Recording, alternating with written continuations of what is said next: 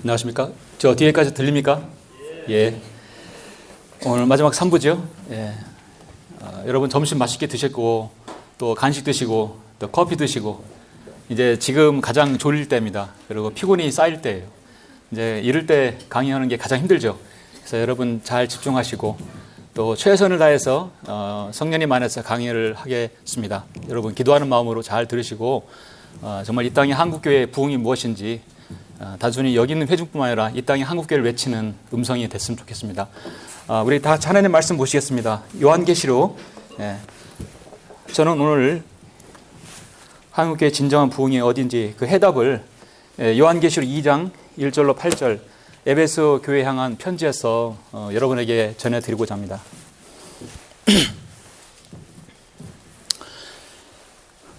요한계시록 2장 1절로 8절 7절입니다. 7절 제가 봉독해 올리겠습니다. 에베소 교회 천사에게 편지하라. 오른손에 7별을 가지고 7 금주대 가운데 거느시는 분께서 이 일들을 말씀하시니라. 내가 너의 행위와 수고와 인내를 알며 또 내가 어떻게 악한 자를 용납지 아니한 것과 자칭 사도라 하지만 아닌 자들을 시험하여 그들이 거짓말쟁임을 찾아낸 것과 또 내가 참고 인내하며 내 이름을 위하여 수고하고 지치지 않는 것을 아노라. 그러나 너를 책망할 것이 다소 있나니 이는 내가 너의 첫사랑을 저버린 것 때문이라. 그러므로 내가 어디서 떨어지는지를 기억하고 회개하며 너는 처음 일들을 행하라. 만일 그렇지 않고 회개하지 아니하면 내가 속히 너에게 와서 내 촛대를 그 자리에서 옮기리라. 그러나 내게 이것이 있으니 즉 내가 니콜라파의 행위를 미워하는 것이라. 나 역시 그것을 미워하노라. 귀 있는 자는 성령께서 교회들에게 말씀하시는 것을 들을지어다. 이기는 자에게는 내가 하나님의 낙원 가운데 있는 생명나무를 주어서 먹게 하리라. 아멘. 예. 잠시 말씀을 위해서 기도하겠습니다. 존귀하시고 거룩하시며 사랑이 풍성하신 아버지 하나님 감사를 드립니다. 하나님께서 사랑하시는 귀한 보석 같은 성도들 오늘 이렇게 주님 이름으로 성경도를 믿는 독립침례교들이 모여서 이렇게 연합으로 부흥회를 갖습니다. 이 부흥회를 시작한 지 벌써 4회째 이제 접어듭니다.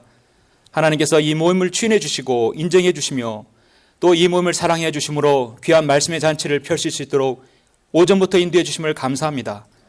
예수 그리스도의 복음을 듣게 해 주시고 바른 성경이 이 땅의 계획을 위해서 필요한지를 저희들에게 알려주심을 감사합니다. 이제 저는 이 부족한 종은 이 한국교회를 향한 하나의 외침, 즉 그들이 말하는 그 부흥이 진정한 부흥이 어디 있는지를 또 성경은 무엇이라 말씀하는지를 제가 아버지 하나님 전하고자 합니다. 하나님께서 저희 수를 주정해 주시고 성령님께서 이 모임 여기는 성도 각인들의 마음을 온전히 주장해 주셔서 이 말씀을 각인해 잘 마음판에 각인하며 한국교회를 향한 마지막 메시지가 될 수 있도록 인도하여 주시옵소서. 온전히 주님께서 주장하실 줄 믿사옵고 주 예수 그리스도 이름으로 기도드렸습니다. 아멘.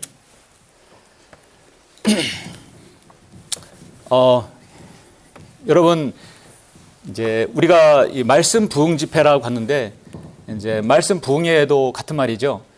여러분 부흥회 옛날에 많이 참석했었을 것입니다. 제 기억으로는 부흥회를 많이 갔어요.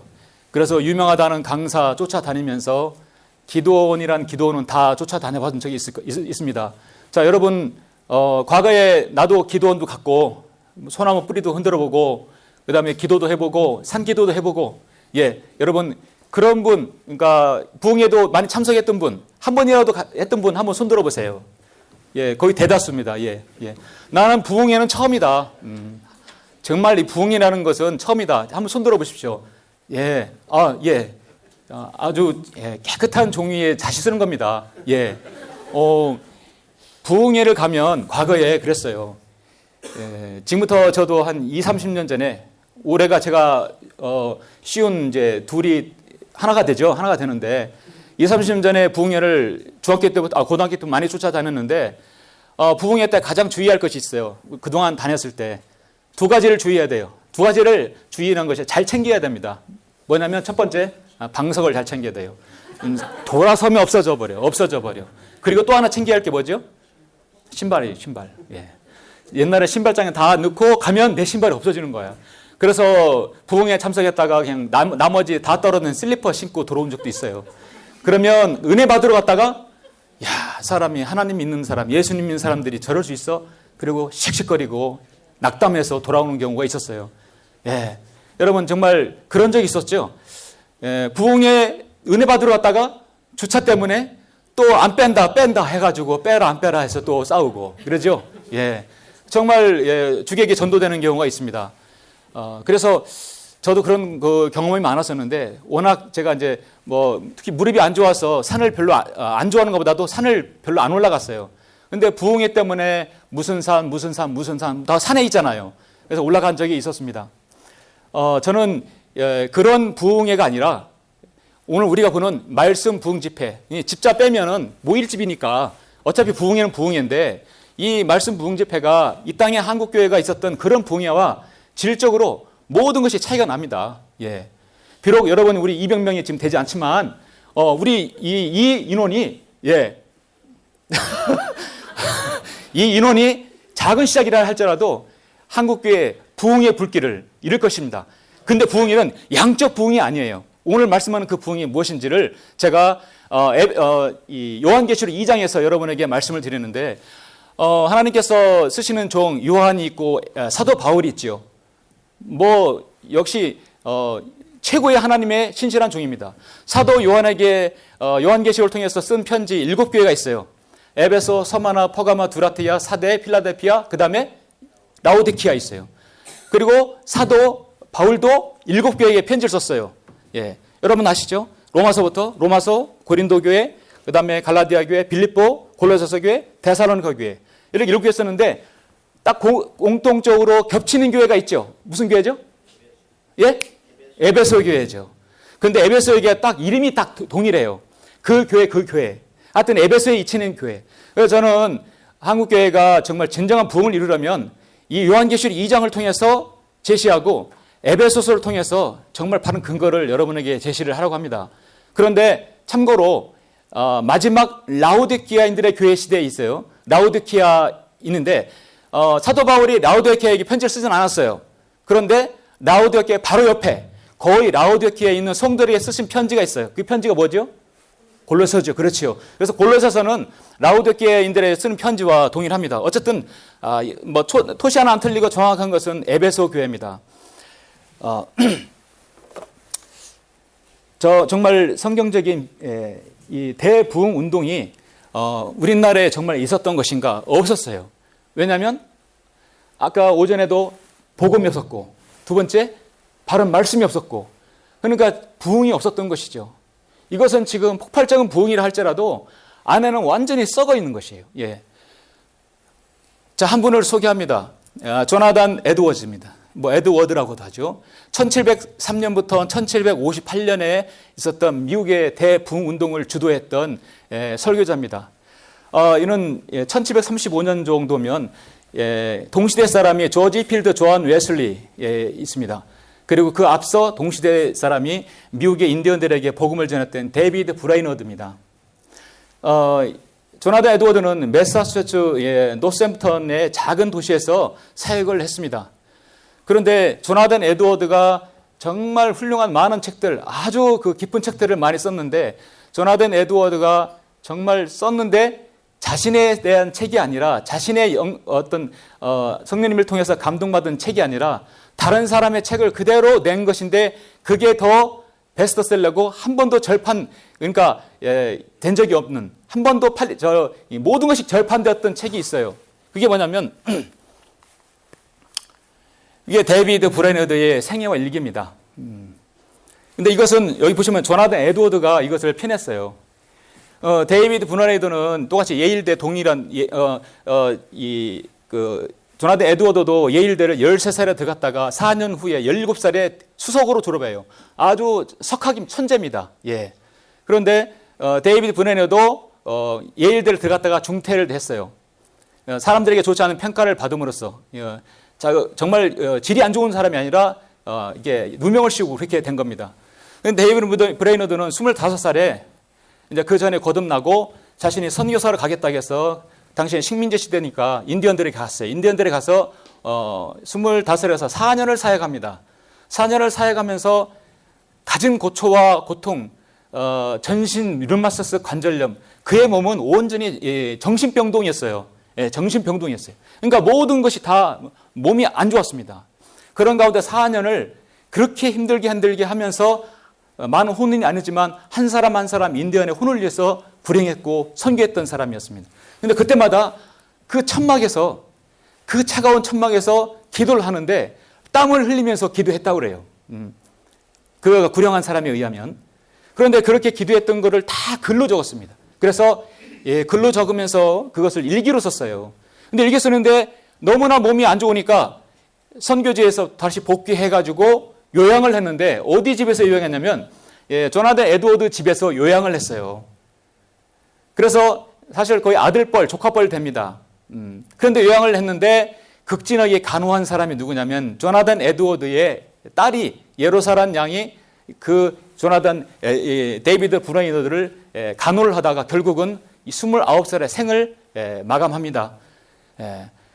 인디언들에게 복음을 그렇게 전해서 유명한 설교자도 아니었고, 정말 그가 천막에서 그렇게 일기를 썼던 그 일기가 나중에 죽은 후에 조나단 에드워드가 그걸 다 본 거예요.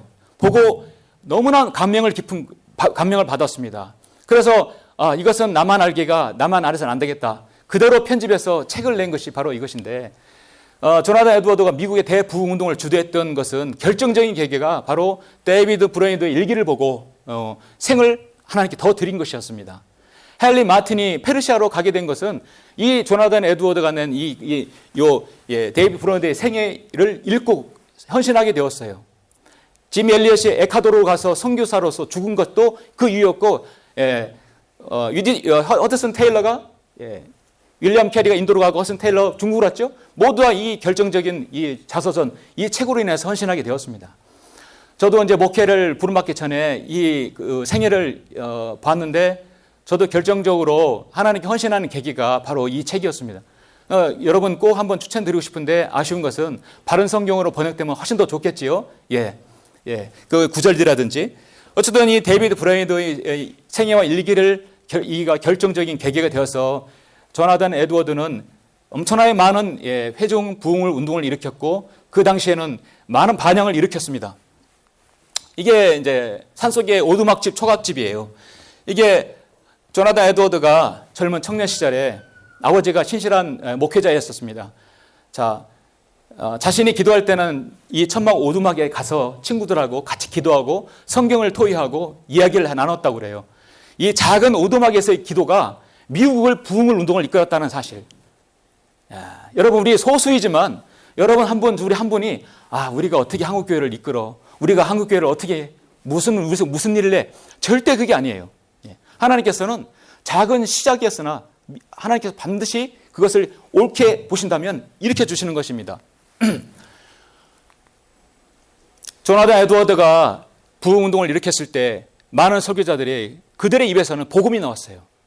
그들의 입에서는. 그리고 그들의 입에서는 바른 성경이 제시되었던 것입니다. 그러니까 참다운 부흥운동은 첫째 복음이 나와야 되고 성경이 나와야 돼요. 오늘의 이 주제는 아주 중요한 것입니다. 한국교회에 던지는 메시지가 아주 중요한 것이. 그 다음에 뭐가 나와야 되죠? 바른 복음, 구원받았습니다. 그럼 바른 성경으로 양육돼요. 그럼 뭐죠? 오늘 주제? 부흥이 나오는 것이죠. 부흥이 나오는 것입니다. 자, 여러분에게 문제를 드리겠습니다. 우리 말씀 붕집회는 제1회부터 지금 4회까지 일명 산무부흥회라고 들어보셨어요? 들어보셨어요?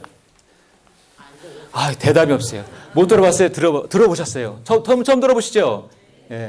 제가 만들었어요. 완전 처음 들어보시는 거예요. 산무부흥회. 우리 부흥회는 세 가지가 없다. 세 가지가. 제가요? 제가 수련회 때는 꼭 좋은 선물 준비할게요. 제가 바빠서 준비를 못했는데, 마치는 분에게 주려고 했는데 너무 바빴어요. 첫 번째 뭐가 없어요? 부흥회 헌금이 없어요.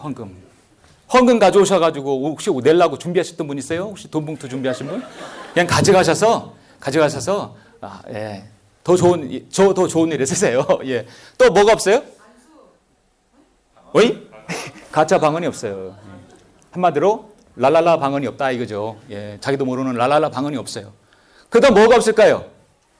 예? 제가 만든 동영상 잘 보셨으면 나오죠. 예? 안수, 거짓, 신유가 없어요. 병 고침. 혹시 아파가지고 오늘 좀 병 좀 낫겠다 싶어서 오신 분이 계세요?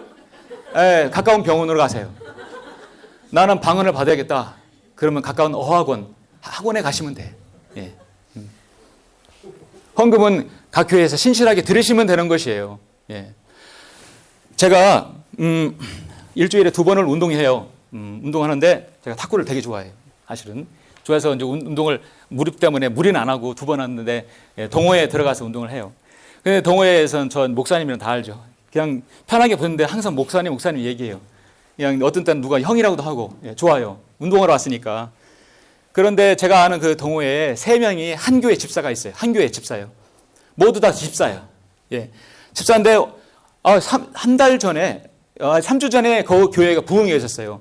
성결교회예요. 그래도 나름대로 좀 큰 성결교회고 신실하다는 성결교회. 이름은 밝히지 않습니다. 제가 언젠가 설교를 할 때 이름을 밝혔다가 전화가 왔어. 그 부목사한테서 당장 그 빼라고. 내가 고소한다고. 그래서 제 이름은 잘랐어요. 예. 그래서 부흥회 하려는데 목사님 운동하다 말고 장 안 짜게 해가지고 목사님 우리가 성인인데요.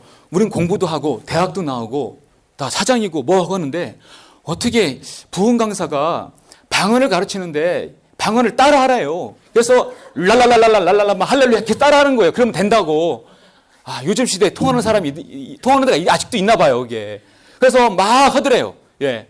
그래서 이건 아니라고 얘기했는데 2주 전에 또 다른 집사가 이제 자주 만나니까 또 얘기하는 거예요. 서로 약속도 안 했어요.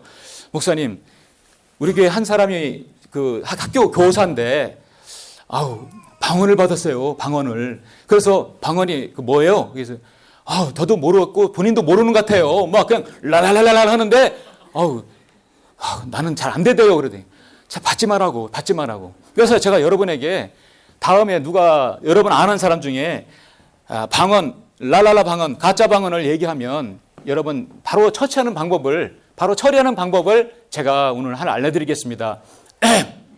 알려드릴까요? 네. 예, 이렇게 따라오시면 됩니다. 제가 전 세계에서 가장 많이 검색된 하나님 말씀이 있어요. 그게 어딜까요?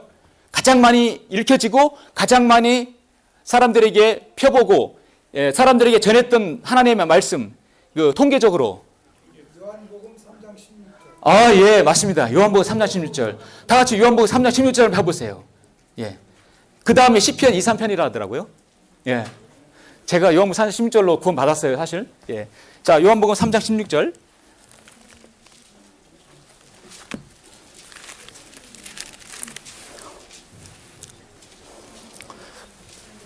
자, 우리 다 같이 3장 16절 우리 우리말로 시작.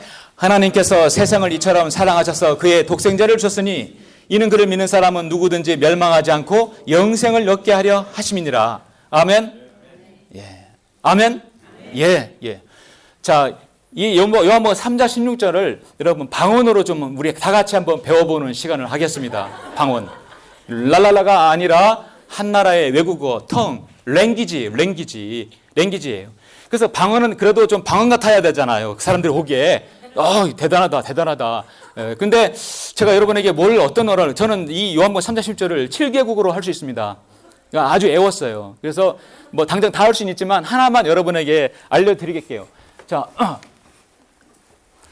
요한복음 3장 10절에 스페인어 방언을 하겠습니다. 참고로 여기에 스페인어 전공하신 분 계세요? 없죠?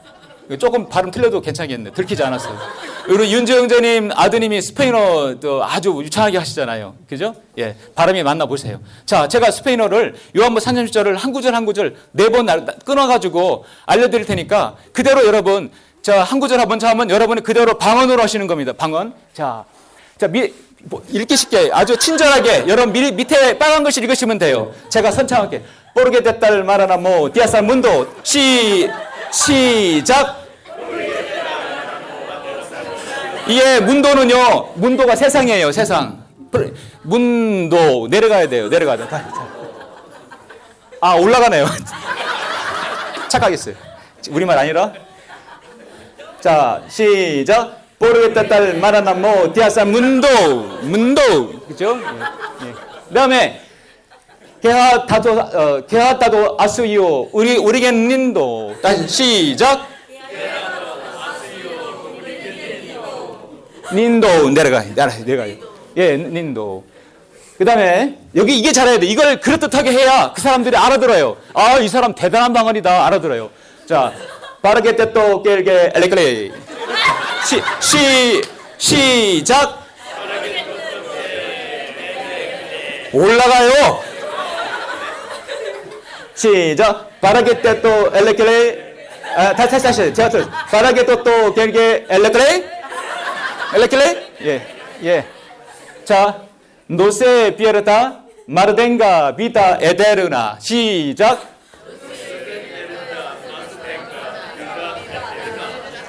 후안드레스 디에스 세이스. 그렇죠. 자, 지금부터 이제 처음부터 요문 30심절을 방언으로 하겠습니다. 스페인어 방언, 랭귀지. 자, 지금부터 딱딱 끊어서 이거는 억양이에요. 억양. 바로 이 외국어는 억양과 액센트가 중요한 거예요. 알죠? 예. 자, 시작. 포르에테 딸 마라나 모 디아살 문도 디아 다도 아수이오 우리겐 닌도 바라게토 또 겔레 엘레클레 노세 피에르타 마르텐가 바다 비데 에테르나 후안데레스 디에스 세이스. 아우, 잘했어요. 나중에 캡처했다가 이제 누가 랄랄라 방언하면 나도 방언을 할 줄 아는데 확실히 애워놓으세요. 그래가지고 바로 쫙 했어요. 그래서 제가 그 집사한테 그랬어요. 제가 바로 그냥 나도 방언할 줄 아는데 내가 한번 알려줄게. 나도 해볼게. 그래서 제가 포르게토 다라모 디아살 문도 게다도 아수이오 이소네 닌도 바르게토 엘레클레 바르게토 엘레클레 노세피에르타 마르텐가 비다 에테르나 후안데레스 디에세이스. 우와, 방언 잘하시네요. 예. 이거는 스페인어예요. 스페인어. 그 다음에 이제 일본어로 했어요. 이건 일본어 랭귀지예요. 방언은 자기도 모르는 헛소리가 아니라 반드시 누군가 해석할 수 있어야 된다. 이게 진짜 방언이다. 그러니까 아, 그렇구나. 예. 그게 방언이에요. 방언. 자, 한국교회가 문제가 뭐냐면 아까 말씀드렸지만 정리하는 거예요. 정리.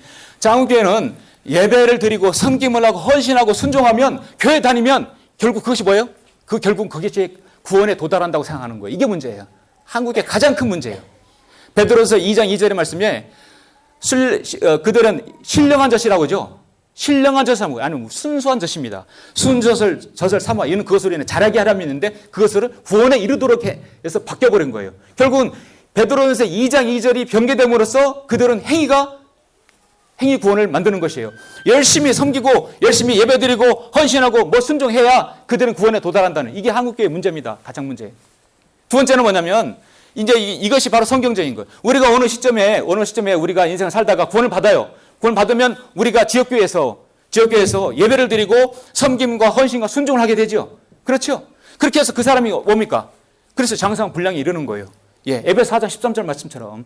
예. 이것이 바로 성경적인 이것이 바로 섬김인 것인데 사람들은 모두 다 여기에 상하고 있어요. 대다수 여러분이 복음을 전할 때 사람들이 보면 구원 받았어요? 아, 나 집사요. 구원 받았어요? 내가 열심히 섬겨요. 구원 받았어요? 나 새벽기도 몇 년이에요. 사람들이 그걸 말하는 거예요. 예. 여러분 그것이 구원이 아니죠? 그렇죠? 한국교회 정말 어디서부터 문제인가? 저는 핵심적인 부분을 요한계시록 2장 5절에서 오늘 여러분에게 제시합니다. 다른 건 잊어버려도 요한계시록 2절 5절만은 반드시 기억하십시오.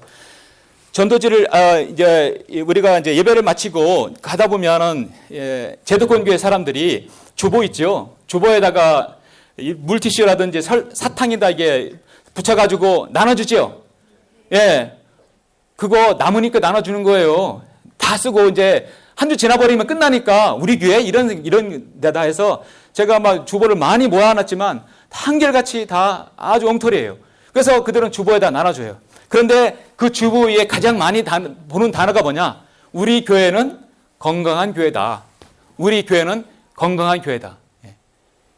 정말 건강한 교회가 어떤 교회일까요? 미국의 셀드백 교회의 릭 워렌 릭 워런 많이 들어보셨죠? 목적이 이끄는 삶. 그리고 릭 워런은 건강한 교회를 뭐라고 봤냐면, 건강한 교회는 자, 교회의 목적을 알고 그 목적을 균형 있게 추구하는 교회가 건강한 교회다. 정말 건강한 교회가 바로 저걸까요, 여러분? 건강한 교회가 바로 저겁니까? 목적을 균형 있게 추구하는 교회가 건강한 교회. 자, 목적이 이끄는 삶, 목적이 이끄는 교회가 얼마나 문제 있는지를 잠시 후에 저 여러분에게 이제 알려드립니다. 그런데 건강한 교회가 저렇게 생각하니 저 교회가 어떤 교회겠습니까? 2006년 전에 미국에 갔을 때, 우리 목사님들 갔을 때 그 세드벨 교회에 갔었어요. 황량하죠. 많은 한국교회 목사들, 한국교회 사람들에게 반향을 불러이고 돌풍을 일으켰지만 정말 목적이 이끄는 삶이라고 생각했던 것이에요. 그 목적이 무슨 목적이냐? 성경적 신학교회가 추구하고 버려야 할 것이 무엇인가?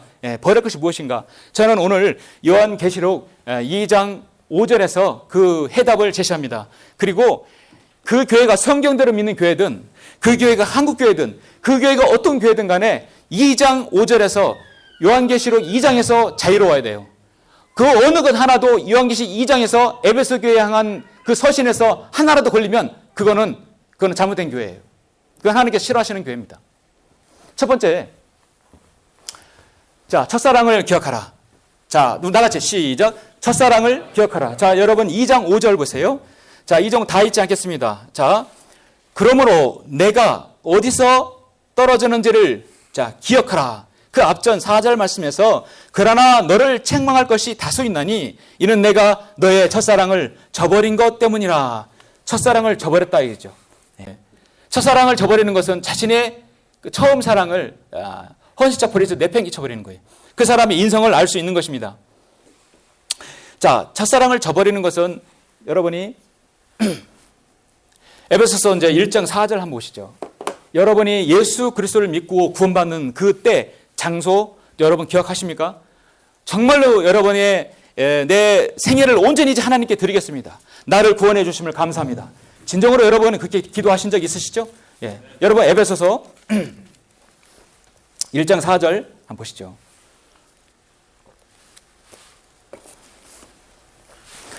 자, 하나님께서 세상의 기초를 놓으시기 전에 여러분 4절부터 10절까지 이 안에서가 몇 번 나오나 보세요. 그리스도 안에서, 이 안에서가 왜 그게 중요하냐?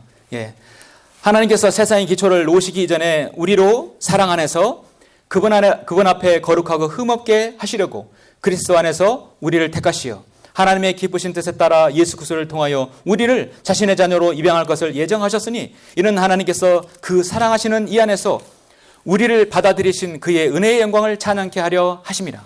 그 사랑하시는 이 안에서 우리가 그의 은혜의 풍성함을 따라 그의 보혈을 통하여 구속 곧 죄들의 용서함을 받았느니라. 그 은혜의 풍성함을 인하여 그는 모든 지혜와 총명을 우리에게 넘치게 하시어 그의 기쁘심을 따라 자기 안에서 계획하신 바 그의 뜻이 신비를 우리에게 알게 하셨으니 이는 때가 찬 경륜 안에서 하늘에 있는 것들이나 땅에 있는 것들이나 자신 안에 있는 것들까지도 만물을 그 그리스도 안에서 하나로 함께 모으려는 것이니라. 아멘. 여러분 매 구절마다 안에서 나오죠? 그 안에서가 누구 안에서입니까? 예수 그리스도 안에서예요. 구원은 예수 그리스도 안에서예요. 그런데 이것을 예정해서 여기 1장 여러분 어떻습니까? 5절에서 예정이란 말이고 4절에서 택하심, 예정이란 말을 써므로써 칼빈주의들이 가장 좋아하는 용어가 바로 여기 있어요. 하나님께서 넌 태초에 널 택하셨다. 내가 태어나기 전에 너는 내 것이라 택하셨다. 그래서 그가 구원받기도 전에, 그가 예수 그리스도를 영접하기도 전에 그가 어떤 결정을 내리든 하나님께서 택한 사람은 마지막 끝까지 구원해 준다는 그런 전적 타락, 무조건적인 선택, 그걸 강요하는 거예요. 그게 칼빈주의 이게 맹점이에요. 이 안에서는 반드시 예수 그리스도 안에서 우리는 택함받은 사람이에요. 우리는 그래서 항상 예수 그리스도 안에서 핏부림 받은 사람입니다. D.L. 무디가 칼빈주의자들 앞에서 설교를 할 때, 복음을 전할 때 뭐라고 했냐면, 주여 이 칼빈주의자들을 구원하여 주옵소서. 이 택함받은 자를 구원하여 주옵소서. 그렇게 기도했어요. 그 얼마나 전곡을 찌르는 거예요. 택함받았다는 사람은 다 모인 사람들, 이 택함받는 자를 구원하여 달라는 것이에요. 결국은 예수 그리스도 아니면 구원받을 수 없다는 것이에요. 여러분이 예수 그리스도를 믿고 구원받은 다음에 바로 성령님께서 그냥 도장 꽝 찍은 거예요. 여러분이 계약서 쓸 때 도장 찍죠. 사이너죠. 그 뭐냐면 효력이 발생하는 거예요. 더 이상 누구도 이걸 위조할 수 없다는 거예요. 여러분의 구원은 이미 성령님께서 딱 도장 찍은 거예요. 인을 찍었어요. 누구도 변경할 수 없는 거예요. 한 번 받은 구원은 영원히 보장되는 것이에요. 근데 그것이 자기가 마음에 안 들고 나가면 저는 마귀 자식이다 하면 성령 하나님 말씀을 정면으로 부정하는 것이에요. 자, 하나님께서는 여러분이 첫사랑을 기억하는 건 뭐냐면 내가 예수 그리스도를 믿고 구원받은 거에 대해서 항상 그 은혜를 기억하는 것이. 그런데 나도 모르게 복음을 전하고 또 이렇게 열심히 신실하게 살다 보면 내가 그리스도 안에 있는지 내가 구원받은 그리스도인인지 확신하게 돼요. 그러나 사람이 어떻습니까? 또 낙담하게 되고 세상 일에 또 분주하고 분망하게 되어서 여러분 주님과 멀어지게 되고 교회와 멀어지게 되지요. 그래서 때론 타락도 하고 때론 예배 출석도 등한히하게 돼요. 그러면 나는 구원받지 않았나 보다. 우리 성경도면의 그리스도인은 그렇게 생각하지 않습니다. 그러나 얼른 자신이 돌아와야 돼요. 그건 뭐냐면 영적인 좌표를 빨리 찾아라. 자신의 영적인 좌표. 좌표이죠. 가로 세로 축. 딱 찾아서 자기 이치. 그 이치가 어디냐면 가로 세로 이치가 자신이 구원받은 그 첫사랑을 기억해야 됩니다. 한국교회의 부흥은 어떤 교회적 부흥이 아니라 첫 번째 여러분 개인적인 부흥이 있어야 돼요. 뭐냐면 내가 구원받은 다음에 내 생의 변화가 있어야 돼요. 나의 모든 죄 덩어리, 모든 죄를 예수 그리스도께서 십자가에서 다 주신 거예요. 나의 시기와 질투와 원망과 탐욕과 모든 것을 주님께서 다 십자가에 박아버린 거예요. 그랬을 때 이제 주님, 나는 주님의 것입니다. 내 젊은 생에, 내 남은 생에 오직 주님께 바치겠습니다. 그렇게 하는 것이죠. 그러므로 그리스도인은 변화된 삶의 증인입니다. 내가 예수 그리스도를 믿고 변화됨이 없다 한다면 그는 여전히 그리스도인이지만 육신적인 그리스도인에 머물러 있어요. 한 사람이 어떤 이 자기 세월 속의 시간 속에서 어느 날 이제 구원 받으려면 영적 성장을 이루어야죠. 근데 그에게 어느 날 구원의 복음이 오게 돼요. 중학교 되든 고등학교 되든 어느 시점에서 구원의 복음이 누구에게 전달되는 거예요. 그 사람에게. 그럼 나는 거기에 보고 순종하게 되죠. 이 시점에서 어느 시점에선가 나는 복음에 순종하게 돼요. 그러면 죄인으로 살았다가 이제는 하나님 앞에 의인으로 살게 돼요. 맞습니까? 그럼 여기서 끝인가요? 끝이 아니죠. 영적 성장을 이루어야 돼요. 성장을 이루어야 되는데 또 실패하고 또 난 이렇게 살아야지, 이렇게 살면 안 돼. 또 머리를 쥐어박아야 돼요. 또 지하실을 들어가야 돼요. 안 돼요. 제가 안 됩니다. 뭐냐? 나 자신을 이기는 걸 알아야 돼요. 이게 승리의 원리예요. 승리의 원리는 바로 어디로 돌아가냐? 로마서 6장으로 가야 돼요. 로마서 6장으로 가서 너는 로마서 6장 펴보세요. 다 읽지 않겠습니다. 로마서 6장에서 핵심적인 말씀 11절 이와 같이 너희도 너희 자신을 정녕 죄에게는 죽은 자요 예수 그리스도 우리 주로 말미암아 하나님께는 산 자로 여기라. 그러므로 너희는 죄가 너희 죽은 몸 안에서 군림하지 못하게 하며 몸의 정욕 가운데서 죄에게 순종하지 말고 또 너희 죄를 불의의 병기로 죄에게 내어주지 말고 다만 너희 자신을 죽은 자들로부터 살아난 자들처럼 하나님께 드리며 너희 지체를 의의 병기로 하나님께 드리라. 불의의 병기가 아니라 의의 병기로 내 지체를 드려야 돼요. 지체는 성전인데 그렇게 몸을 학대하고 강화하려면 안 되겠지요. 그러다가 또 실패할 수 있어요. 그러면 7장에서 얼른 너 자신을 봐라. 그래서 6장은 제가 이것을 바로 순종의 원리라고 했습니다. 7장에서는 뭡니까? 이제는 너 자신을 인정해라. 너는 실패할 수밖에 없어. 넌 네 힘으로 안 돼. 스스로 깨달아야 돼요. 그래서 7장 14절에서 우리는 율법이 영적인 줄 알고 있노라. 그러나 나는 육신적이어서 죄 아래 팔려 있도다. 내가 행하는 것을 내가 알지 못하노니 이는 내가 원하는 것은 행하지 아니하고 오히려 내가 미워하는 것을 행함이라. 그러므로 만일 내가 원치 않는 것을 행하면 내가 율법에 선하다는 것에 동의하노라. 그러나 이제는 그것을 행하는 것은 더 이상 내가 아니요 내 속에 거하는 죄니라. 어느 날 나도 모르게 하나님 원치 않는 방향으로 나도 모르게 발로 가는 경우가 있어요. 그러죠? 그건 바로 여러분 안에 있는 속사람이 아직까지 하나님께 순종하지 못하는 이유예요. 계속해서 여러분이 이 부분에서 24절에서 동감할 겁니다. 오 나는 곤고한 사람이로다가 아니라 24절 오 나는 비참한 사람이로다. 우리 다 같이 시작. 오 나는 비참한 사람이로다. 여러분 스스로 나는 비참한 사람이다 고백한 적 있으시죠? 없으세요? 있으시죠? 자, 그럴 때 그냥 비참하게 끝나는 것이 아니죠. 누가 이 사망의 몸에서 나를 구해낼 것인가? 예수 그리스도 우리 주를 통하여 하나님께 감사하노니 그러므로 내 자신의 생각으로는 하나님의 법을 섬기지만 육신으로는 죄의 법을 섬기노라. 여러분 하나님의 법과 죄의 법의 끊임없는 갈등에서 이거 이겨내야 되는 것이에요. 결국 이기는 승리의 원리가 8장에서 바로 이것은 바로 성령의 마지막 성령을 따라 행하라. 실행의 원리입니다. 자, 8장 1절, 2절. 그러므로 이제 그리스도 예수 안에 있는 자들에게는 결코 정죄함이 없나니 이는 그리스도 예수 안에 있는 생명의 성령의 법이 죄와 사망의 법에서 나를 해방시켰기 때문이라. 제가 지금 건너뛰었죠. 저 어디 건너뛰었어요? 1절에서 후반부 건너뛰었죠.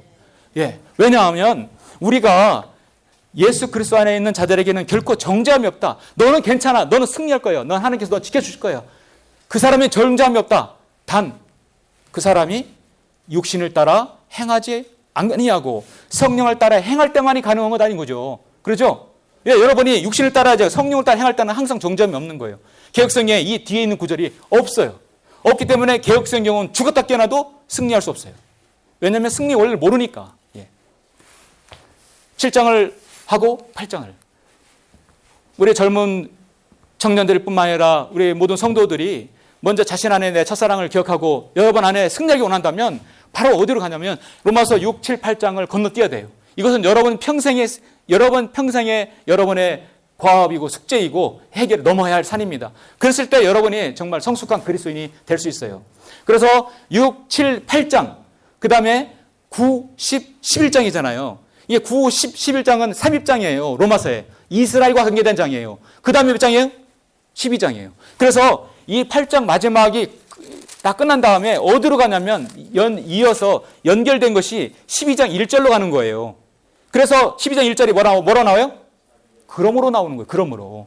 그래서 그러므로 형제들아 내가 하나님의 모든 자비하심으로 너에게 권고하노니 너희 몸을 하나님께서 기뻐하시는 거룩한 산 제물로 드리라요. 산 제물이었어요. 우리는. 제물을 스스로 훼손하고 위해를 가하는 것은 그건 하나님의 죄인 것이었어요. 몰랐어요. 그렇죠? 한국교회는 이걸 먼저 알아야 돼. 자신의 몸이 하나님의 성전이라는 것을 알아야 돼요. 자, 그럼 두 번째 보시면 두 번째는 너무 중요한 거예요. 어떻게 보면 한국교회 아주 너무 중요합니다. 따라서 해보세요. 다 같이. 종교적 의무에서 벗어나라. 종교적 의무에서 돌이켜라. 돌이켜라. 리펜트. 자, 그래서 요한계시록 다시 2장 5절에 가시면 요한계시록 2장 5절에서는 세 단어가 집중적으로 여러분에게 각인을 줍니다. 네 단어가. 첫 번째, 리멤버. 기억하라. 첫사랑을 기억하라. 그 다음에 뭐예요? 리펜트. 돌이켜라. 어디에서? 종교적 의무에서 벗어나라. 돌이켜라. 그래서 그러므로 내가 어디서 떨어졌는지를 기억하고 회개하라 이거죠. 바로 성경을 리펜트. 회개하라. 자, 이것을 우리 에베소서 사도 바울이 에베소 교회에 향한 편지에서 어떻게 말씀하고 있는가? 여러분 에베소서 5장 10절을 보시죠. 에베소서 5장 10절 보시면 10절 11절 무엇이 주를 기쁘시게 할 것인지 입증하라. 열매 없는 어두움의 일들에 관여하지 말고 오히려 그것들을 책망하라. 그렇죠? 무엇이 주를 기쁘시게 할 것인지 입증하라. 내가 볼 때는 이건 종교 행위야. 내가 볼 때는 하나님께서 원하지 않는 거야. 그러면 그것이 아무리 세상 사람이 원하고 담임 목사가 원하더라도 그건 하지 말아야 된다는 거예요. 그건 돌이켜라는 얘기예요. 그거는 한마디로 하나님께서 싫어하는 종교 행위란 얘기예요. 우리는 종교 행위자가 아니에요.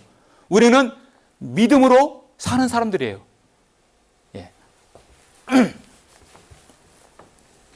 이게 미국의 럭한 목사님 지금 하늘나라 먼저 가셨죠. 거기서도 항상 베프티스트 블라웃 이렇게 말씀 부흥 집회를 가져요.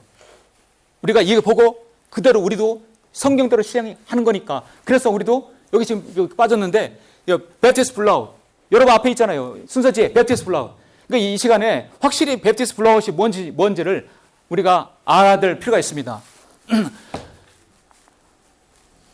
자, 베프티스트 블라웃은 베프티스트는 미국의 페이스북에 어떤 김정일 성경을 이게 최종 권위를 하고 그다음에 설교하는 설교자에서 보내져 온 것을 제가 받았어요. 자, 베프티스트. 우리는 따라하세요. 우리는 침례 교도들이다. 아까 김종국 목사님 강의 때 침례 기도는 아예 제껴놨잖아요. 우리는 제껴놓은 사람들이야. 근데 어떻게 제껴놨냐? 왜, 뭐 때문에? 자, we are born again. 우리는 born again, 거듭난 people, 사람들입니다. Something in scripture through. 기록된 말씀, 성경은 바이블이 아니라 스크립처죠? 우리나라 각 언어로 기록된 말씀의 진리를 신뢰하는 사람들이다. 아멘? 그게 바로 우리. 그게 바로 베프티스트예요.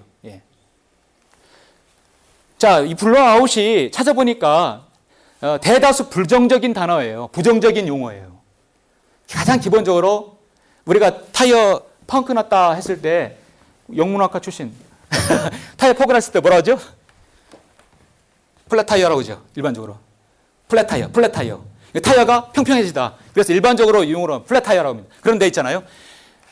이 블로아웃은 타이어가 펑크나다라고 씁니다. 그리고 또 촛불이 확 꺼지다를 블로아웃이라고 해요. 뭔가 나가버리고 뭔가 좀 좋지 않는 용어가 됩니다. 그런데 유일하게 건축 용어가 하나 있어요. 여러분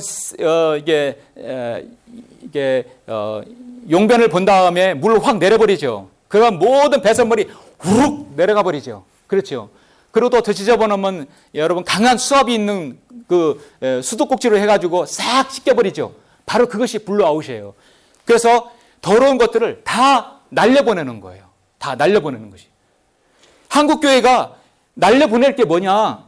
종교적 의무, 종교적 실행에서 날려버려야 한다는 거예요. 그걸 날리지 못하면 절대로 그 안에서 참다운 부흥이라고 할 수가 없는 것입니다. 고린도후서 2장 11절 보시면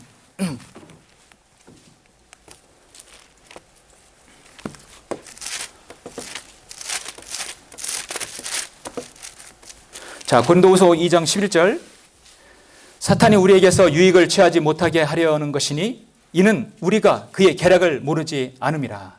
자, 사탄이 우리에게서 유익을 취하지 못하게 하는 것. 사탄이 우리에게서 유익을 취한다는 우리가 더러운 것, 추악한 것, 영적인 모든 안 좋은 것들을 다 달고 다니는 거예요. 그걸 달고 다니고 계속 그와 함께 뒹구며 사는 사람은 그것이 자신의 누룩이 되어버려요. 누룩은 아주 굳은 때예요. 씻지 않아서 굳어버린 때가 되어버리는 거예요. 누가 좋아하겠어요? 육신적으로는 부모님이 싫어하겠고, 그렇죠? 병균이 좋아하겠죠? 영적으로는 마귀가 좋아하는 거예요. 유익을 취하는 거예요. 그걸 다 날려보내는 거예요. 자, 하나 더 보시면 누가복음 22장을 보십시오.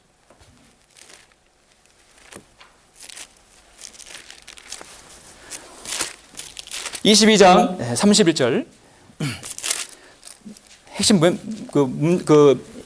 절만 보시죠. 전후 설명은 지나가고 또 주께서 말씀하시길 시몬아 베드로에게 말씀하시죠. 보라 사탄이 너희를 밀처럼 키질하려고 찾았느니라. 주님께서 잡히시 전날 주의 만찬을 행할 때 시몬아 보라 사탄이 너를 밀처럼 키질하려고 찾았느니라. 키질입니다. 다른 부분에서 사탄이 키질하고 사탄이 충동시키는 걸 뭐냐면 펜이랍니다. 펜은 날려보내는 거예요. 여러분 이제 가을에 들녘에서 추수를 하고 나서 센 바람을 날려보내죠. 왜 날려보냅니까? 쭉정이를 날려보내기 위해서요. 사탄이 충동하는 것은 여러분에 있는 좋은 것들을 날려보내기 위한 거고, 우리가 이 베프티스트 블라웃 이렇게 말씀 묵집해 가는 것은 우리 안에 이 땅에 한국 사람, 한국 교회, 저 심지어 성령 내는 교회를 할지라도 안에 있는 더러운 것이 있으면 날려보내야 되는 것이에요. 내 안에 혹시라도 종교적인 열심이 있었다면 그거 날려보내야 되는 거예요. 신령과 진정. 요한복음 4장 24절을 우리 다 같이 보시겠습니다. 우리가 경배드리는 것은 여러분 보나마나 잘 알죠? 자, 우리가 이건 너무나 구별 잘합니다. 그런데 여기서 이 뒤를 우리가 잘 설명할 수 있어야 합니다. 성경 변개됐어. 여러분 거기까지만 얘기할 거예요? 그러니 바른 성경 봐. 너무 간단한 말이죠. 누구에게 설명할 때 그럼 어쩌다는 얘기야. 변개됐는데 왜 무엇이 문제야? 그렇게 하면 여러분 답변해 줘야 돼요. 성경이 변개됐어. 이게 바른 말씀이야. 그렇게 하면 여러분 그거 끝나는 게 아니라 이게 왜 바뀜으로써 변개됨으로써 문제가 생기는가를 설명할 수 있어야 진정한 여러분이 하는 말씀을 여러분 이렇게 전하는 사람입니다. 요한복음 4장에 보시면 자, 주님께서 사마리아 여인과 얘기하시죠. 자, 23절 그러나 참된 경배자들이 아버지께 영과 진리로 경배드릴 때가 오나니 바로 지금이라. 이는 아버지께서 자기에게 경배드리는 그런 자들을 찾으십니다. 24절 시작. 하나님은 한 영이시니 그분께 경배드리는 자들은 영과 진리로 경배드려야만 하리라. 경배드려야만, 만자, 반드시 must. 너희는 거듭나야 한다. 아니, 너희는 거듭나야만 한다. 반드시 거듭나야 돼요. 그렇지 않으면 지옥에 가니까요.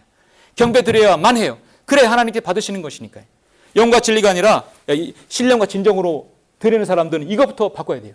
이 신령과 진정으로 하는 사람들이 문제가 뭐냐? 다 100% 종교적 열심에 빠져 있고 종교적 의무에 빠져 있는 사람들이에요. 여러분과 저가 경험했을 것입니다. 신령과 진정은 카인의 제사예요. 내가 이렇게 해서 채소, 야채, 농사에서 되면 하나님께 받으시겠지? 천만의 말씀. 하나님 그거 원치 않았어요. 하나님께서 양을 죽여서 피를 하나님 원했던 것이에요. 지성이면 가음천. 여러분 만들어 보셨죠? 지성이면 가음천이다. 역시 지성이면 가음천이다. 너 열심히 하면 하나님께 받으시겠지? 사람들이 크게 착각하는 말 중에 하나가 이거예요. 하늘은 스스로 돕는 자를 돕는다. 이거는 절대 인본주의적인 말이에요. 내가 열심히 하면 하늘이 도와주겠지. 그리스도인은 절대 이런 말 하면 안 돼요. 어떻게 하늘이 도와요? 하나님이 돕지. 내가 열심히 하면 하나님 저기서 하늘을 하나로 바꿔도 안 되는 것이에요. 하나님 뜻에 맞을 때 그것이 합당하게 되는 거 이루어지는 거예요. 하나님도 원하지 않는데 스스로 열심히 해봐야 무슨 소용이 있어요. 더구나 하늘이에요. 이건 그리스도인이 써야 할 말이 아닙니다. 나만 열심히 하면 된다는 거예요. 종교적 열심, 종교적 의무, 바로 여기 목적이 이끄는 거예요. 목적. 열심히 구령을 위해서 구령을 가는 거야. 안 가면 허전하고 안 가면 찔리고 그러니까. 열심히 예배를 위해서 예배를 가는 거예요. 열심히 기도를 위해서 무릎 꿇어요. 사실 왜 무릎 꿇는가? 내가 가는 거 하나님께 간절한 청혼하게 기도하잖아요. 어떤 목적을 위해서 그걸 달성하기 위해서 하는 거야. 이게 바로 종교적 열심이에요. 여러분의 성령이 원하지 않고 그러시면 차라리 하나님 말씀보다 다른 걸 하세요. 그 종교적 의미에 사로잡히면 목적이 이끄는 삶이 되는 거예요. 이게 바로 닉 워런이 가르치는 거예요. 이걸 한국교회에 완전히 싹 뿌려놨어요. 몇 년 동안 10년 이상을. 그래서 한국교회에 젖어져 있는 거예요. 목적이 이끄는 것이에요. 사람들은 거기에 젖어 있어요. 종교적 의무와 종교적 열심에 빠져서 살고 있는 거예요. 안 가면 허전하니까. 일주일에 한 번, 두 번 전국 여러 곳에서 때론 다른 나라에서도 상담 전화가 와요. 목사님, 첫 번째 이제 공통점이 뭐냐면 목사님 감사합니다. 내 말씀을 듣고 잘 알게 되어서 감사합니다. 그리고 교리에 대해서 물어보고 그런데 이제 이런 질문을 해요. 목사님처럼 설교하고 그런 교회가 어디 있습니까? 내가 이런 지역에 사는데 이런 데 없습니까? 그러면 제가 대구에 있으면 좋겠지만 대구가 잘 안 걸리네. 또 서울에 송파에도 안 걸리고. 엉뚱한 지역이 있어요. 그럼 제가 그 지역교회 소개해 드립니다. 지금은 교제하지 않지만 그래도 성경도는 교회니까 소개해 드려요. 예. 그런데 이런 질문을 하는 사람이 있어요. 제가요 한기영성도 좋았고 너무 좋아요. 그런데 주일날 그래도 부모님이 그래도 아무래도 안 가면 허전하잖아요. 그렇죠? 주일날 댕댕 소리는 안 울리지만 여전히 10시, 11시 되면 내 마음이 울리는 거예요. 영훈아, 사람들이 교회 가야지. 예배 드려야지. 사람들 기다리잖아. 사람들 그 종교적 의미에 사로잡혀서 예배를 드릴 거예요. 그래서 상담하는 사람 중에 전화가 가야 되지 않냐고. 그리고 성경은 이거 보고. 저는 그럴 때 뭐라고 하냐면 차라리 교회 가지 마세요. 제가 목사가 세상에 교회 가자는 말을 하는 그런 사람은 없을 거예요. 차라리 제가 교회 가지 말라고 그래요. 가지 말고 차라리 실시간 우리 예배를 같이 못 들으세요. 같이 현장에 있지 못하지만 같이 들으세요. 아니면 지난 거라도 그때 다른 말씀을 그 시간대 들으세요. 차라리 가지 마세요. 저는 그 교회를 차라리 가지 말라고 해요. 그렇게 해서 차라리 요한계시록 보면 주일날 오후에 우리 거 들으면 되고 사도행전이면 얼마나 명쾌하게 또 대구에서 또 오후에 강의합니까? 또 히브리서 그 어렵던 히브리서를 또 얼마나 또 명쾌하게 쉽게 또 가르칩니까? 아멘? 예. 대구 아멘? 예. 얼마나 좋습니까? 아니 그런데 왜 가서 왜 머리 조아려서 내고 싶지 않는 헌금 내고 왜 그게 바로 종교행위입니다. 한국 사회가 한국 교회가 버릴 것이 바로 그 종교적 의무에서 벗어나야 되는 거예요. 거기에서부터 돌이켜야 되는 거예요. 예. 아벨의 제사는 하나님께 원하시는 것이었고 그것은 사람보다 하나님께 순종하는 것이 마땅하도다. 사도행전 5장에서 말씀합니다. 하나님께서는 외모를 존중하지 않으십니다. 성경은 그것이 바로 내 노래의 소음을 치우라 했어요. 시끄러운 소음이라 했어요. 비록 소수라 할지라도 조나단 에드워드가 그 오두막에서 그 작은 기도가 미국을 흔드는 대각성 운동을 일으킬 줄 누가 알았어요? 여러분 교회, 지역교회가 어디 가서 우리는 큰 교회, 작은 교회다 하지 마세요. 우리 교회는 큰 교회예요. 그 어떤 습관에 빠져서 구령을 위해서 숫자 몇 명 채워야 되니까 지난번에 100명 했으니까 이번에는 그래도 120명은 해야 되지 않겠어? 그러니까 올라가야 돼요. 힘든 몸을 이끌고 가야 돼요. 지난번에 10명 했으니까 12명 해야 되지 않겠어? 그러면 그 사람 노예 되는 거예요. 불쌍해요. 불쌍해.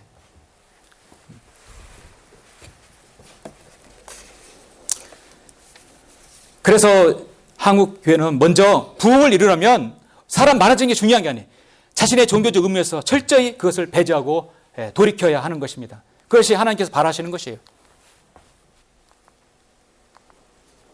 마지막으로 다 같이 하십시다. 처음 일들을 행하라. 하나님께서 내가 너를 불러서 너 사역을 하라고 했을 때 바른 성경을 통해서 네가 해야 할 일이 무엇이냐? 처음 일을 행하라. 요한계시록 2장에서 계속 2절 5절에서 뭐라고 말씀합니다. 그러므로 내가 어디서 떨어진지를 기억해야지요. 회개하고 종교적 의미에서 돌이키고 너는 처음 일들을 행하라. 아멘. 처음 일을 행해야 합니다. 에베소서 5장 27절을 한번 보시겠습니다. 자, 에베소 5장에서는 뭐라고 말씀합니까? 5장 27절.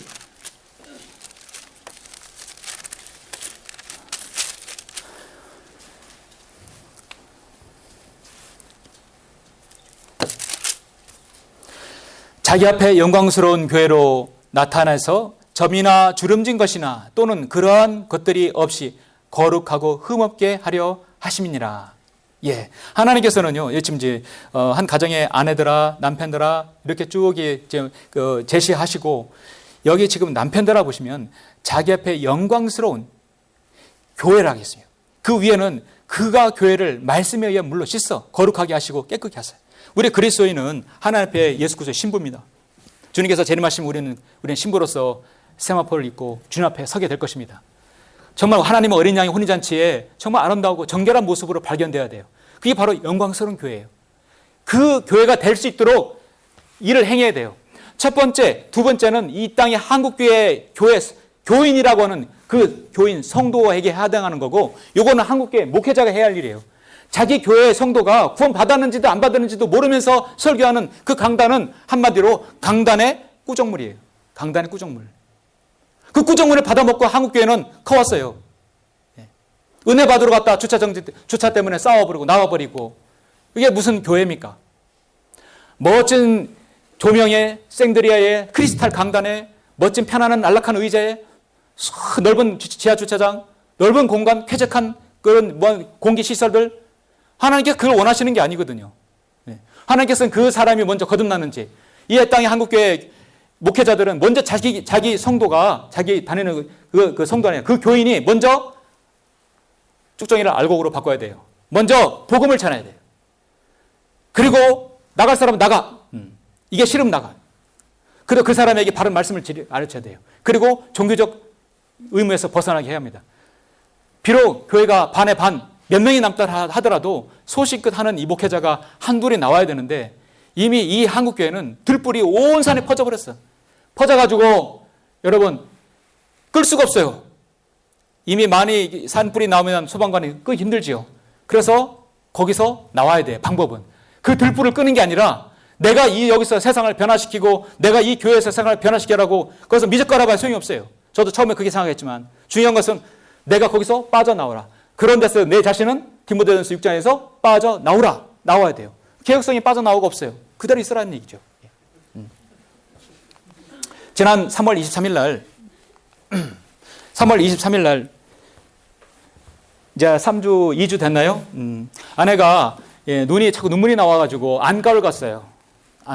가서 같이 가서 진단 진료 받고 이제 아래 내려가서 조제를 이제 그 처방전을 받아서 약을 타러 갔어요. 이제 집사람은 이제 약사 앞에서 이게 주고 이렇게 기다리는 동안에 저는 뒤에서 앉아서 기다리고 있었어요. 예. 그런데 제 생에 있어서 이런 어린아이가 아버지와 아들이 있었는데 아버지는 30대고 아들이 한 6, 7살 되더라고요. 그런데 이런 어린아이에게서 이 세상에서 가장 현명한 질문을 제가 들었어요. 얘가 이렇게 하더니 갑자기 아빠한테 물어보는 거예요. 뭘 물어봤냐? 세상에서 가장 현명한 질문. 아빠, 하나님이 왜 우리를 만들었어? 그 얘기를 하더라고. 제가 깜짝 놀랐어요. 아빠, 하나님이 왜 우리를 만들었어? 이 아이는 분명히 어린이집을 어디 갔거나 유치원에 가서 그걸 들었겠죠. 예, 하나님은 세상을 만드셨고 우리를 창조하셨어. 그런 얘기를 들었겠죠. 어떻게 알겠어요? 성경책을 모르는데. 예. 근데 그거를 아빠한테 물어보는 거예요. 세상에서 가장 현명한 질문. 세상에서 가장 어리석은 질문 뭐죠? 하나님은 계시는가? 예, 시편 말씀 나오죠? 우주는 어떻게 창조되었나? 스티븐 호킹은 세상에서 가장 어리석은 사람이에요. 어린아이도 못하는 거예요. 세상에서 가장 현명한 질문. 가장 현명한 질문 앞에는, 현명한 질문 뒤에는 가장 현명한 대답이 나와야 돼요. 맞죠? 현명한 대답. 자, 퀴즈입니다. 이제 이 아버지가 어떤 말을 대답했을까? 그건 모르죠. 그러나 여러분은 성경에서 한두 구절이라도 여러분이 제시를 할 수 있어야 되겠죠. 평소에 생각해 보셨어요? 하나님이 왜 우리를 만들었을까? 근데 이제 아버지가 뭐라고 대답했냐면 갑작스러운 질문인가 봐요. 뭐라고 했을까요? 응? 잘 살라고. 여기서 날 실망시켰어. 잘 살라고. 잘 먹고 잘 살라고. 그 아이가 대답이 없더라고요. 원하는 대답이 아니었나 봐. 자, 여러분에게 질문이 나갑니다. 왜 하나님이 우리를 만들었어? 저는 제가 판단할 때 가장 정확하다고 생각하는 답변이 성경이 있죠? 모든 답변은 성경에 있는 거예요. 자, 성경. 우리 다 같이 누가복음 1장 75절 보십시오. 그 대답이 누가복음에 있었어?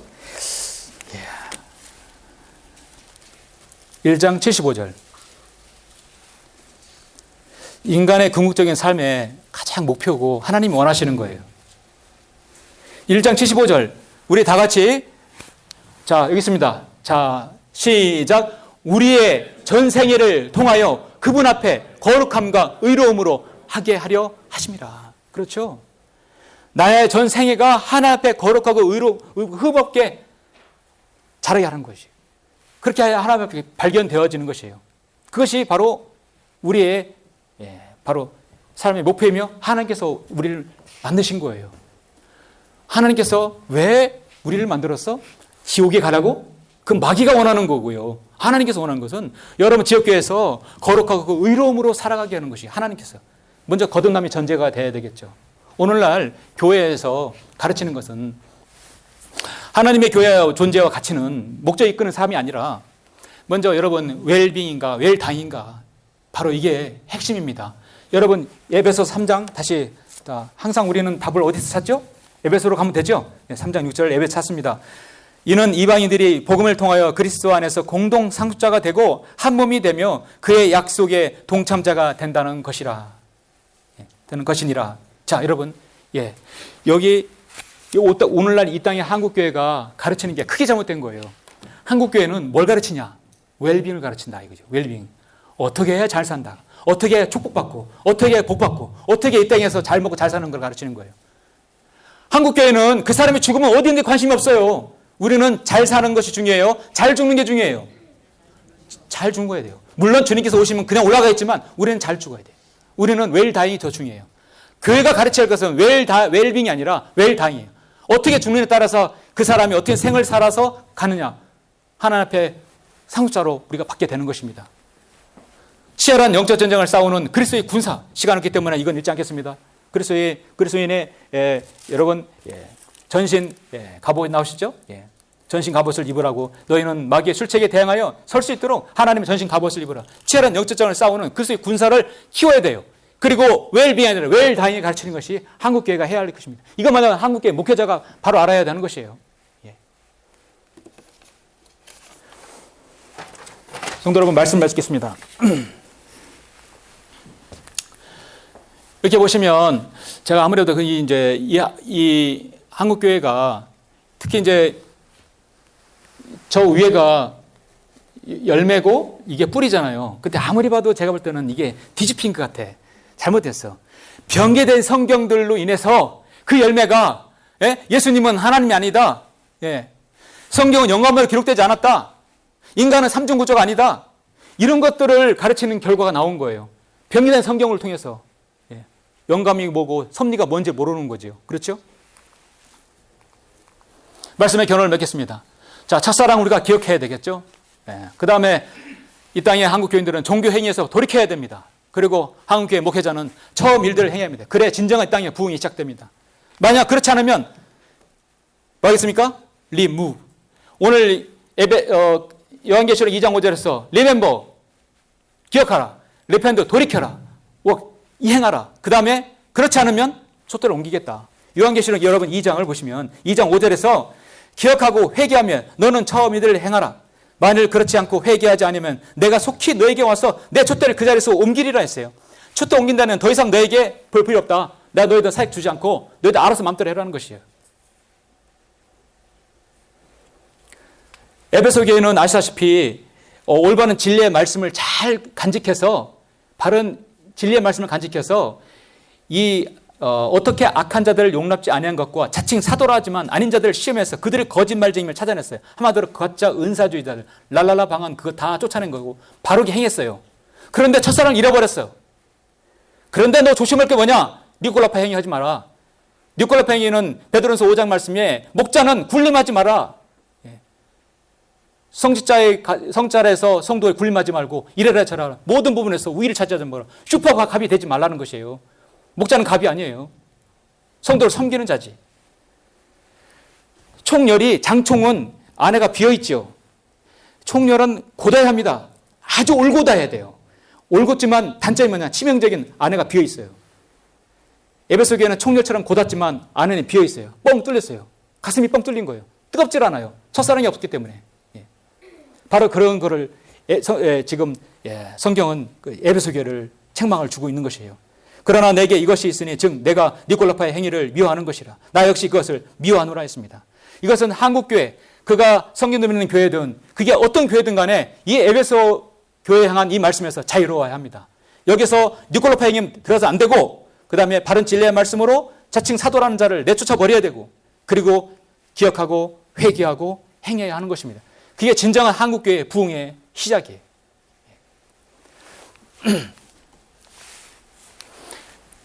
영국의 라일 감독은 정말 신실한 청도교의 신앙을 가지고 사역했던 사람입니다.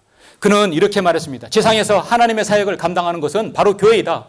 교회를 이루는 사람들은 적은 수의 약물이다. 구름대같이 많은 게 아니라 여기에 조금 저기에 조금 저기에 조금 있을 뿐이다. 그러나 이들이 기도로서 우주를 뒤흔들고 왕국들의 운명을 바꾸는 자들이다. 이들이 바로 순수하고 더럽히지 않는 종교의 지식을 전파하는 역동적인 일꾼들이다. 그들이 어느 나라에 속해 있든지 간에 그들이야말로 그 나라의 생명이며 방패이며 방패요 요새이며 지주이고 도움인 것이다. 바로 이 시대 여러분과 저를 말씀하는 겁니다. 사람 수가 중요한 게 아니다. 정말 올곧게 에베소 2장에서 자유로운 교회만이 이 땅의 진정한 부흥을 이끌 수 있는 것이에요. 우리는 100년 전에서 태평양 대부흥운동 그게 중요하지 않습니다. 한국교회 부흥 절대 되지 않았어요. 일찍이 없었어요. 마지막 시대에 작은 시작이라 할지라도 나부터 실행을 해야 하는 것입니다. 주님께서 초림하셨지만 재림하셔요. 반드시 재림하실 겁니다. 주님께서 재림하실 그 신앙으로 믿고 있죠, 여러분? 자, 마지막으로 신명기 6장 20절, 25절 읽고 마치겠습니다. 우리 다 같이 신명기 6장 20절 앞에 그림을 보시면서 왜 이 그림이 넣었는가 한번 보시죠. 우리가 이렇게 개혁을 외치고 복음을 외치고 바른 성경을 외치고 우리가 부흥을 외쳐더라도 이것이 약간 주님의 재림이 늦어지면 우리는 이 땅에 생을 마감하고 올라가서 또 다른 후대, 우리 뒤의 세대가 또 그 일을 감당할 수도 있어요. 우리의 기도는 우리 때에 주님께서 오시기를 바라는 거예요. 여러분 믿으시죠? 예. 그러나 그건 우리는 할 수 없어요. 그러나 20절부터 보시면 훗날 내 아들이 내게 물어 말하기를 주 우리 하나님께서 아버지께 명령하신 증거들과 규례들과 명령들이 무엇을 의미하나이까 하거든 너는 내 아들에게 말하기를 우리가 이집트에서 파로의 노예가 되었을 때 주께서 능하신 손으로 이집트에서 우리를 인도하여 내셨으니 주께서는 우리의 목전에서 이집트와 파라오와 그의 모든 집안 위에 크고 괴로운 표적들과 이적들을 보이셨느니라. 또 그분께서는 거기서 우리를 인도하여 내셨으니 그분께서 우리 조상에게 맹세하신 그 땅을 우리에게 주시려고 그분께서 우리를 붙들어 주신 것이니라. 그 주께서는 항상 우리의 번영을 위해서 주 우리 하나님을 두려워하도록 이 모든 규례들을 행하라고 우리에게 명령하셨으니 주께서는 오늘과 같이 우리를 살아있게 보존하셨느니라. 만일 우리가 주께서 우리에게 명령하신 대로 주 우리 하나님 앞에서 이 모든 계명들을 지켜 행하면 그것이 우리의 의가 되리라 할지니라. 이스라엘 백성들에게 하나님께서 너희는 앞으로 새 땅에 들어가거든 하나님께 신명기 다시 한번 강조합니다. 너희 후대에게 무엇인 일을 하든 간에 값진 일을 남겨야 되고 좋은 유산을 남겨야 되지 않느냐. 자식이 우리 아버지가 어떤 일 했어 물어봤을 때 그걸 자세히 얘기할 수 있고 하나님을 높여드릴 수 있어야 됩니다. 우리 이후에 그렇다 하더라도 그러나 우리의 기도는 우리 대에서 우리가 현재 시점에서 최선을 다해서 한국교회 개혁을 외치고 복음을 외치고 여러분 또 바른 성경을 외치며 또 부흥을 우리가 바르게 계도해야 할 것입니다. 그렇게 하시는 여러분 성도님들이 되시길 간절히 바랍니다. 마치겠습니다.